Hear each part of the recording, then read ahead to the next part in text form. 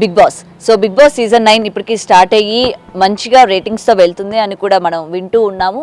అయితే ఈ నేపథ్యంలోనే ఇప్పటికి బిగ్ బాస్ ఆపేయాలి, మీరు ఆ కంటెస్టెంట్స్ అందరినీ ఎటువంటి పేసెస్ మీద తీసుకుంటున్నారు అని చెప్పి కూడా ఇప్పటికి కేసులు కూడా నమోదవడం జరిగింది. అయితే పోలీసుల నుంచి కూడా ఎటువంటి స్పందన లేకపోవడం వల్ల మేము కోర్టులోనే చూసుకుంటామని చెప్పి ఈరోజు వాళ్ళు ప్రెస్ మీట్ పెట్టి మీడియా ముఖంగా కూడా వాళ్ళు చెప్పడం జరిగింది. మరి దీని గురించి మాట్లాడితే వాళ్ళు మనతో పాటు సీనియర్ జర్నలిస్ట్ దుర్గా వడ్లంనేని గారు ఉన్నారు.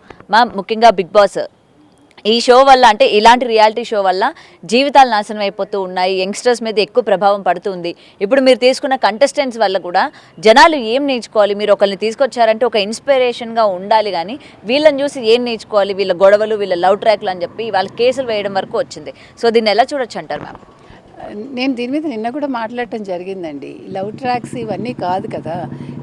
బిగ్ బాస్ అనేది మీరు ఏం చెప్పదలుచుకున్నారు సమాజానికి, అది మనం అడిగాం మొదటి నుంచి. మీరు నేను కూడా అదే మాట్లాడుతున్నాం.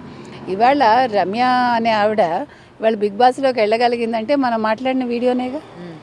అంటే మీరు ఒక వీడియో వైరల్ అయితే ఆ వ్యక్తుల్ని మీరు బిగ్ బాస్లోకి ఆహ్వానిస్తారా? ఇవాళ ఇంకొక వ్యక్తి గురించి కూడా మనం మాట్లాడాం, కానీ ఆవిడకి హైప్ రాలేదు కాబట్టి ఆవిడ ఇవాళ బిగ్ బాస్లోకి వెళ్ళలేకపోయారు. ఇవాళ మీరు దివ్యల మాధురిని ఏ అంశం మీద ఆవిడని తీసుకున్నారు? అంటే ఎట్లా వీళ్ళందరూ కూడా ఏమనాలి, ఒక ఐకాన్స్ అవుతారు ప్రజలకి.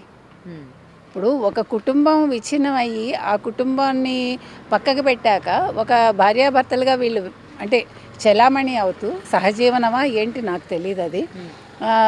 ఆవిడ అసలు ఇవాళ బిగ్ బాస్లోకి ఎలా రాగలిగారు?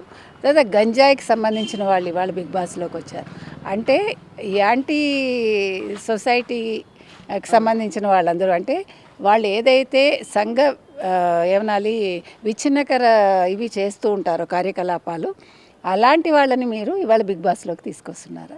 అంటే కుటుంబాలు విచ్ఛిన్నం చేసిన వాళ్ళు కావచ్చు, లేకపోతే మత్తుకి బానిసలు చేసిన వాళ్ళు కావచ్చు, లేకపోతే మత్తుకు బానిసలు అవుతున్న వాళ్ళు కావచ్చు, లేదు సంబంధం లేని వాళ్ళు కూడా ఇందులోకి వస్తున్నారు.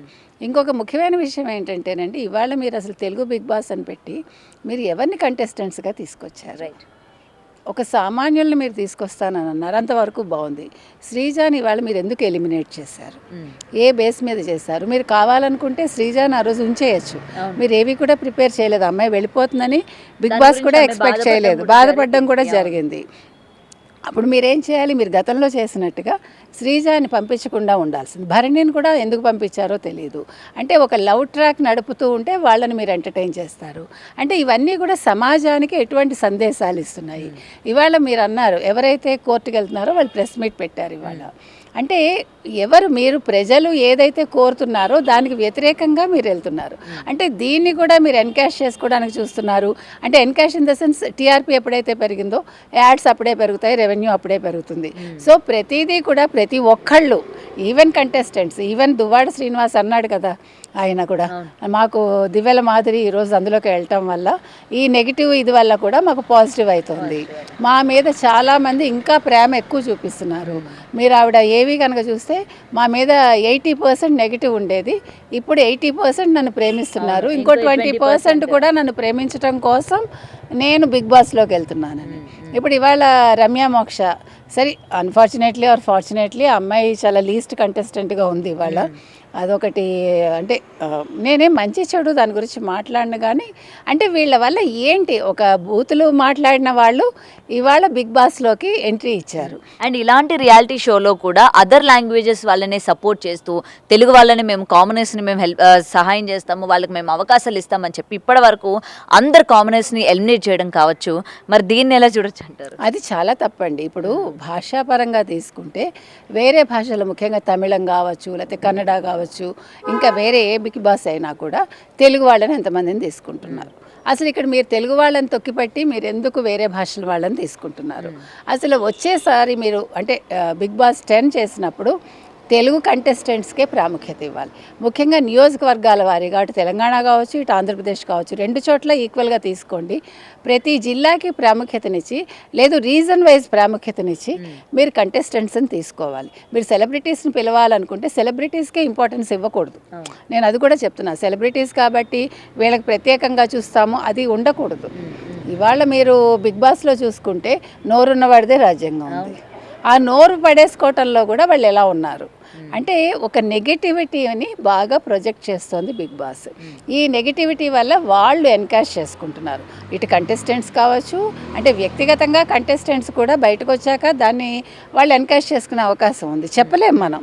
ఇప్పుడు నిన్న బేబక్క అన్నావిడతో ఒక ఛానల్ వాళ్ళు చేయటం జరిగింది, ఈవెన్ శేఖర్ భాష వాళ్ళు మాట్లాడుతుంటే అదే అనిపించింది, చాలా స్ట్రాంగ్ పర్సనాలిటీస్, ఎందుకు వాళ్ళు బయటకు రావాల్సి వచ్చింది? ముఖ్యంగా బేబక్క అన్నావిడ ఒక ఫస్ట్ వీక్లోనే వచ్చేసారంటే అంటే మనకు అవకాశం ఉంటే ఇలాంటి వాళ్ళ గురించి మనం మాట్లాడటానికి ఉండేది. కాబట్టి ఇప్పుడు శ్రీజాని వెనక్కి తీసుకోవచ్చు, భరణిని వెనక్కి పిలవచ్చు, ఖచ్చితంగా మళ్ళీ వాళ్ళ చేత ఆడించవచ్చు. అక్కర్లేని గేమ్స్ పెట్టకూడదు. మీరు ఓటింగ్ అన్నప్పుడు ఓటింగ్ ఖచ్చితంగా ట్రాన్స్పరెంట్గా జరగాలి, అది మాత్రం చెప్తున్నాం. సో నాగార్జున లాంటి వాళ్ళు ఇలాంటి షోని హోస్ట్ చేసేటప్పుడు వాళ్ళని వాళ్ళు తగ్గించుకోకూడదు, అది చెప్పొచ్చేది. అంటే ఇలాంటి షో హోస్ట్ చేస్తూ ఆయనకుండే పేరు కూడా చెడిపోతుంది. వీళ్ళు గెయిన్ అవుతున్నారు, కంటెస్టెంట్లు ఎవరైతే ఉన్నారో వాళ్ళు గెయిన్ అవుతున్నారండి. నాగార్జున లాంటి ఒక హీరో ఈరోజు అనవసరంగా మాటలు పడుతున్నాడు, అది ఆయన కూడా ఆలోచించుకోవాలి, అది నేను చెప్పొచ్చు. అండ్ ఫైనల్గా ఇప్పుడు బిగ్ బాస్ ఆపడం కరెక్టే అంటారా మ్యామ్? ఖచ్చితంగా ఆపచ్చండి, ఏమీ నష్టం లేదు. దీనివల్ల ఏ ప్రజలకు ఉపయోగం అండి? ఇదేమన్నా సంఘానికి మంచి చేస్తోందా, లేకపోతే ఎవరికైనా వీళ్ళు సేవ చేస్తున్నారా? ఇలాగా అంటే సంఘ విద్రోహకంగా ఉండేవాళ్ళు, లేదు కుటుంబాలు విచ్ఛిన్నం చేసిన వాళ్ళు, ఇలాంటి వాళ్ళని తీసుకొచ్చి అక్కడ కూర్చోబెట్టి ఏం చెప్పదలుచుకుంటోంది బిగ్ బాస్, మీరు చెప్పండి.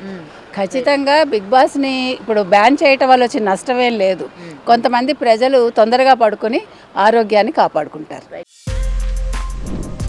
For more videos like this, subscribe Big TV channel.